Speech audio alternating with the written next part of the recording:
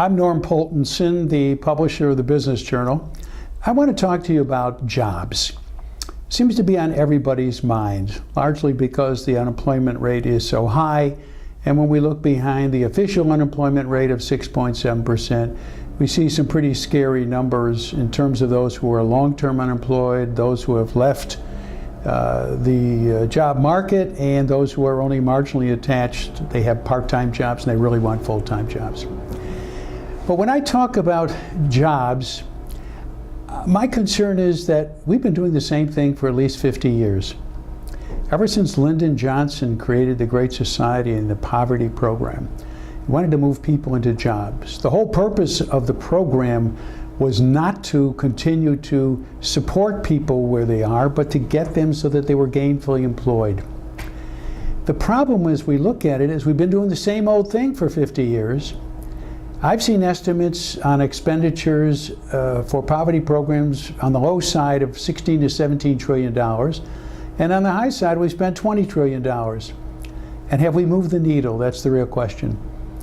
Well, it seems when the program started in 1964, we were at 17.2%.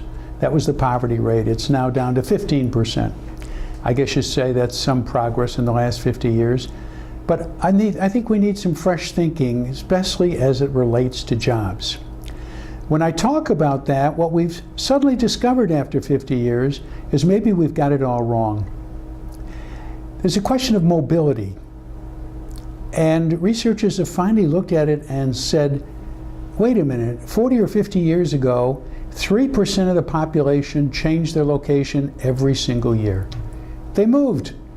Largely because they went to where the jobs were. Today it's 1.5%. That's a lot of people. The question is why? What's the impact of people not moving?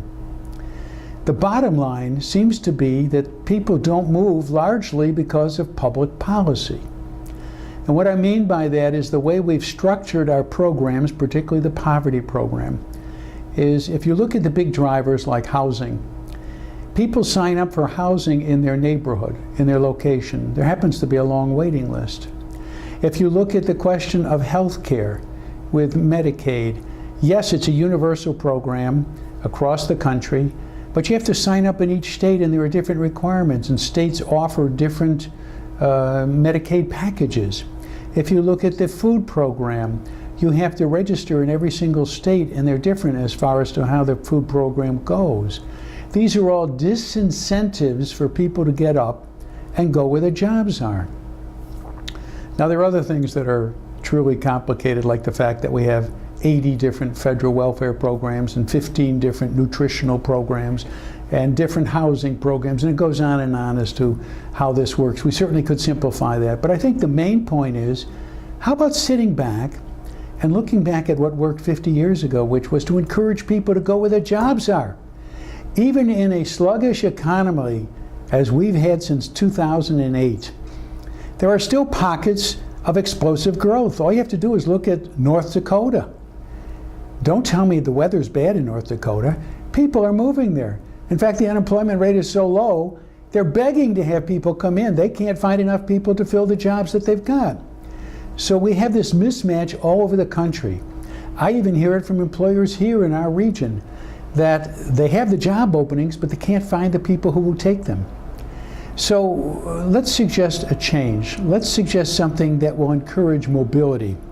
And by that, I've heard two suggestions that I think make a good deal of sense. Instead of paying people to stay where they are and not find jobs for 99 weeks, what if we just give them a grant? Let's call it a mobility grant. Give them the money up front to help them pick up and go where the jobs are.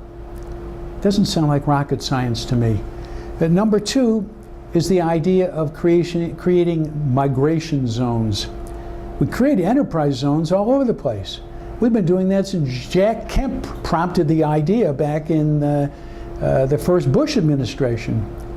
And if you look at the plethora of enterprise zones, why is it that we couldn't have migration zones? Which simply says, let's look at those places like North Dakota that desperately need workers and set up a methodology to help people actually move. Because it's not just the money to get them there. What seems to be most successful is they need a network. Whether it's friends or family or a community that's embracing them, they need a variety of social welcoming mats, if you will, or welcome wagons. So with just these two ideas and streamlining all the programs that we have, making sure that we have affordable housing, you know, we have this silly system now where all we do is encourage the purchase of homes, which discourages renting. It's not just apartment, but renting homes. There's no tax advantage to doing that. We could easily change that and encourage people to make them move and to encourage their renting.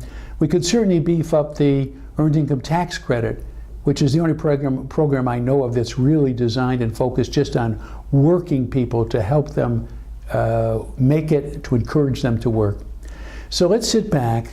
Let's say, look, after 50 years and 17 or 20 trillion dollars, keeping in mind that the federal and the state government continue to spend almost $1 trillion a year on poverty programs, let's rethink this thing and try some ideas that might actually get people to move from where they are to where the work is. Let them be long-term gainfully employed, not long-term unemployed, and let them become tax contributors. That's a thought for what I would call a real jobs program and a role that the government could play. I'm Norm Poltenson. Thanks for listening.